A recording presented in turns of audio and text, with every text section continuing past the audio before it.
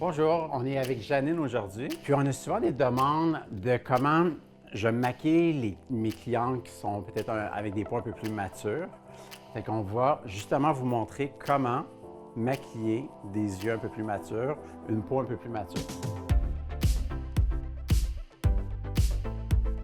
Donc, on va commencer avec l'eau florale, parce que c'est très important de bien hydrater la peau. Pour que le sérum soit bien absorbé, c'est important qu'on l'applique sur une peau humide. Donc, je vais appliquer le sérum. C'est important vraiment de bien hydrater la peau parce que ça va vraiment être la base pour le fond de teint. Janine a un peu de rougeur sur les joues, elle fait un petit peu de coupe rose. Fait que ce que je vais faire, c'est que je vais vraiment utiliser le fond de teint en crème. Il est un petit peu plus couvrant pour ceux qui connaissent notre fluide, il est un petit peu plus couvrant que le fluide. Donc, une fois qu'on a appliqué nos soins de peau, on peut commencer sur Janine, je vais utiliser le fond de teint en crème numéro 3. J'aime bien l'appliquer au pinceau parce que ça fait un fini qui est quand même très naturel. On pourrait l'appliquer au doigt aussi ou à l'éponge. Je l'utilise dans le cou aussi. Puis les endroits où est-ce qu'on a des petites rougeurs, je vais vraiment venir juste tapoter pour venir déposer un peu plus de produit. Donc, je vais utiliser le même produit sur la paupière pour préparer notre homme à paupières. Donc, ça va vraiment venir agir comme base pour accueillir notre homme à paupières. Quand on va appliquer la poudre par-dessus, ça va vraiment venir faire en sorte que l'homme à paupières va durer beaucoup plus longtemps. Voilà. Donc, une fois que notre peau est préparée, on est prêt pour l'application des hommes à paupières. Pour le look d'aujourd'hui, je vais utiliser 4 couleurs. Donc, on va utiliser lait d'or comme couleur de base. Ça va être notre coloration qui va venir vraiment illuminer la paupière. Puis vous voyez, souvent, on me demande si, avec un œil un peu plus mature, on peut utiliser des couleurs ou des textures qui sont un peu plus lumineuses, qui ont un petit peu de givré à l'intérieur. Puis vraiment, il n'y a aucun problème. C'est juste qu'il y a certaines couleurs qui ont trop de givré, puis là, ça peut faire ressortir les imperfections. Mais dans notre cas, il n'y a aucun homme à paupières où est-ce que ça va faire ressortir les imperfections. Donc, vous pouvez vraiment utiliser toutes les colorations. Donc, j'utilise la couleur, la base des cils jusqu'au sourcil. Ensuite, on va venir définir le creux de l'œil. Dans le cas de Janine, elle a une petite paupière mobile. Donc, ça nous emmène à 2 options. Soit qu'on va venir déposer la coloration un petit peu plus foncée sur toute la paupière mobile. Donc, ça va nous créer un effet un peu plus smoky. Ou sinon, on peut vraiment venir déposer une coloration dans les tons de médium. Je pensais utiliser justement notre nouvelle couleur qui s'appelle Dolce. Dulce. Puis ce que je vais venir faire, c'est comme créer un creux. Étant donné que vous avez une petite paupière, on va venir créer un effet qui va venir allonger votre œil. Généralement, on va prendre une couleur qui est mat pour ça. Fait que le but, c'est de venir définir pour que l'œil paraisse légèrement plus grand. Voilà. Donc, maintenant qu'on a créé un petit peu plus de profondeur, je vais venir utiliser Oud, qui est un brun un peu plus... En fait, c'est un brun taupe. Je vais venir l'utiliser plus dans le creux et dans le coin externe de l'œil. On pense toujours qu'on veut venir lifter l'œil. Donc, on va venir vraiment mettre une couleur plus foncée dans le coin externe. Maintenant, je vais utiliser mon crayon traceur. Pour Janine, je vais utiliser le brun. Dans le fond, on va s'imaginer une ligne imaginaire entre le nez et le coin de l'œil. C'est là qu'on va venir tracer notre point. Juste ici, vous voyez?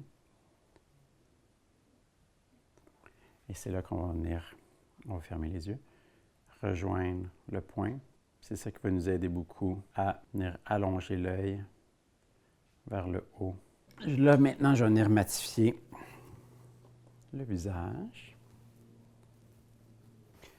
Parfait. Donc, avec notre crayon traceur, maintenant, je vais venir tracer en dessous. Donc, on va venir définir la ligne des cils. Puis je vais venir par-dessus avec un petit pinceau. Je vais encore utiliser le hood, celui qu'on a mis dans le creux de l'œil. On va venir l'estomper. Vous voyez, je travaille toujours la ligne du coin vers le haut. C'est bien important aussi qu'on mélange toutes les couleurs ensemble pour pas qu'il y ait aucune ligne trop définie. Maintenant, on va mettre le mascara. Donc, pour la prochaine étape, comme vous pouvez voir, Janine, elle a des extensions de cils. Fait que c'est sûr, notre mascara, vous pouvez l'utiliser, mais il n'est pas approuvé pour les extensions de cils. Donc, dans ton cas, je n'en mettrai pas. Pour ceux, bien entendu, qui n'ont pas d'extension de cils, on mettrait le mascara. Maintenant, on va travailler les sourcils. Dans ton cas, je vais utiliser la même ombre à paupières qu'on a utilisée dans les coins, qui s'appelle Hood, avec un pinceau en angle. Mais en fait, les sourcils se font en 3 points. Donc, on met notre pinceau au coin de la narine et le coin de l'œil, c'est où est-ce que le sourcil devrait débuter. Ensuite, le coin de la narine et le coin de l'œil, c'est où est-ce que le sourcil est supposé se terminer. Et l'arc devrait débuter. On met le pinceau au coin de la narine, au milieu de l'iris, de la pupille, et c'est où est-ce que l'arc devrait débuter.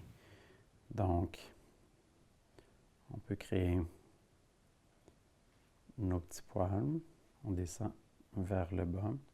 Ça, les sourcils, là, c'est tellement important de les dessiner. Je sais qu'il y a beaucoup de femmes qui ne le font pas, mais c'est très important. C'est vraiment ce qui vient encadrer les yeux. C'est pas compliqué. Si vous utilisez une poudre, vous allez voir, c'est hyper facile. C'est très naturel. Si vous les trouvez un petit peu trop foncés, tout ce qu'il y a à faire, c'est de venir brosser. Ça va venir enlever un peu de produit, ça va faire beaucoup plus naturel. Puis le truc, pour ceux qui ne savent pas comment choisir la couleur, en fait, pour les blondes, on y va à peu près 1 à 2 tons plus foncés que la couleur de nos cheveux. Puis pour ceux qui ont les cheveux très foncés, on y va 1 à 2 tons plus clairs que la couleur de nos cheveux. L'étape suivante, ça va vraiment devenir définir ton visage. Donc le truc, je l'ai déjà mentionné aussi, c'est de tirer les joues pour ceux qui ont un peu plus de difficulté. Donc on va tirer les joues comme ça. Et la ligne imaginaire, vraiment à partir du coin de l'oreille jusqu'au coin de la bouche, c'est vraiment où est-ce qu'on va venir déposer notre poudre terracotta. Dans ton cas, j'utilise la Matina. En fait, ce que ça va faire, c'est que ça va venir redonner un peu de couleur au visage, en plus de le définir. Ensuite, je vais utiliser l'illuminateur. L'illuminateur, on se fait souvent questionner aussi si c'est possible de l'utiliser à tous les âges, sur tous les types de peau. Moi, encore une fois, je l'utilise. Notre illuminateur, il n'est pas trop, il vient vraiment comme illuminer le visage. Il ne va pas venir déposer comme justement un fini trop givré. Donc, ça ne va pas faire ressortir les imperfections. On l'utilise avec une brosse à long poil pour ne pas non plus venir déposer trop de produits. Donc, on va l'utiliser juste au-dessus de notre effet contour, donc du terracotta. Et je vais venir, pour compléter les joues, utiliser le blush In Love, juste pour rehausser légèrement les pommettes. Donc, pour terminer, je vais utiliser le rouge à lèvres Maui. Ça va être très beau pour faire ressortir tes yeux bleus. Donc, on pourrait utiliser un crayon contour. L'idéal, c'est sûr, ce serait d'utiliser un crayon contour. Moi, je vais utiliser un pinceau à lèvres, juste pour venir définir légèrement. C'est sûr, si on a des plus petites lèvres, on peut venir avec un crayon contour, puis on dépasse légèrement à l'extérieur des lèvres. Par contre, si on veut, avec un pinceau, on peut venir aussi créer une lèvre un peu plus pulpeuse. Et pour terminer, on va utiliser le parfum M. C'est un beau parfum pour le jour qui vient compléter le look. Donc, pour ceux justement qui font leur maquillage de jour puis qui voudraient peut-être justement le transformer pour un maquillage un peu plus de soirée ou pour un cocktail, dans ton cas, bien facile, on utilise notre ombre à paupières Eiffel. Puis ce que je vais faire, c'est vraiment sur toute la paupière mobile, donc de la ligne des cils, aller jusqu'au creux de l'œil. ce qu'on appelle souvent la banane, là. On va venir appliquer l'ombre à paupières Eiffel, qui est magnifique sur toutes les colorations, que ce soit les yeux bruns, les yeux bleus, les yeux verts. Ça va venir faire ressortir la coloration des yeux. Donc, on commence sur la ligne des cils, puis on monte jusqu'au creux de l'œil. Étant donné qu'on avait déjà défini le creux de l'œil, ça va venir faire un effet de profondeur. Ensuite, je prends mon pinceau crayon, ou si vous voulez un Q-tip, je prends la même coloration, donc Eiffel, et je vais venir l'appliquer juste au-dessous de l'œil, juste pour venir noircir légèrement, pour venir fermer les coins. On rajouterait un petit peu plus de mascara et le tour est joué.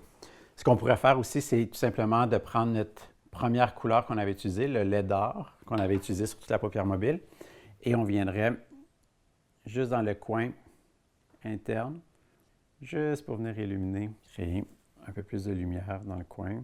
Puis pour la soirée, qu'est-ce qui est bien avec nos illuminateurs, c'est oui, on les utilise bien entendu sur nos joues, mais c'est vraiment beau pour la soirée si on l'utilise sur les clavicules. Ce que ça fait, c'est que ça vient vraiment donner un peu plus de brillance.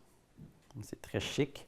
Et on termine, bien entendu, avec 22, qui est magnifique pour la soirée. Ça vient vraiment habiller le look au complet. Voilà.